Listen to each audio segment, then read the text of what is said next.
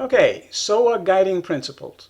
The first one is respect the social and power structure of an organization. This represents the long pipe that is necessary for you to migrate to a full SOA implementation. If you don't respect the social and power structure of the organization, you're probably not going to succeed. So what do I mean about a social organization?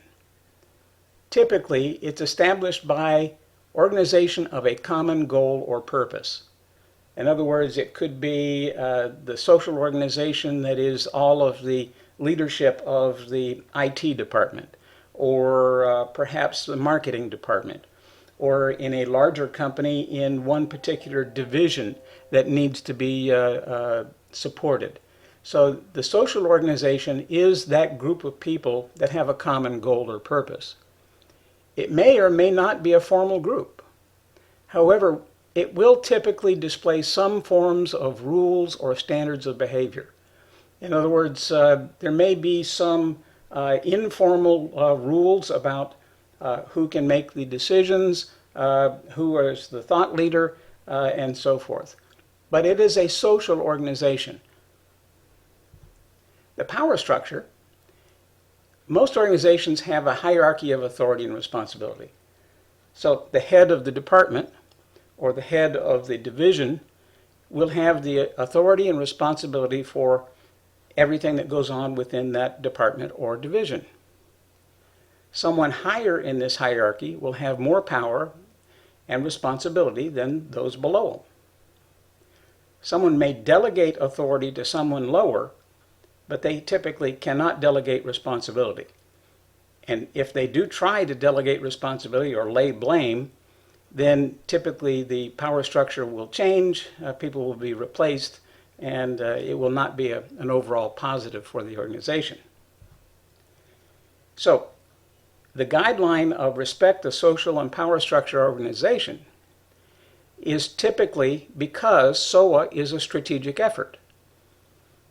SOA will be hard enough even if everyone is pulling in the same direction. So if you buck the social organization and challenge the thought leaders, you're probably not going to get full buy-in and support of your SOA initiative. Similarly, without the power structure behind you, in other words, without the people with the authority to make things happen, you're also not very likely to succeed. So SOA will fail if there is opposition within either the social organization or the power structure. Some examples. Many times a SOA initiative will become stagnant. You'll do a proof of concept. The proof of concept will succeed, but because you don't have that social organization behind it, or you don't have the buy-in from the top, it'll just sit there. Nobody will pay attention to it. So you may have a lower department head or a lower official in some form that says, let's try that. And even if it's successful, unless you get that social organization and that power structure behind you, it will not work. It'll just sit there and languish. Many times the reason for that is that someone there is either trying to take credit for something they didn't really know or understand, or they don't want to give credit to the people that did prove that it will work. So again, you have to respect that social organization and power structure so that if you prove it works, it won't become stagnant, and you give credit where credit is due, and let the thought leaders take it where it should go.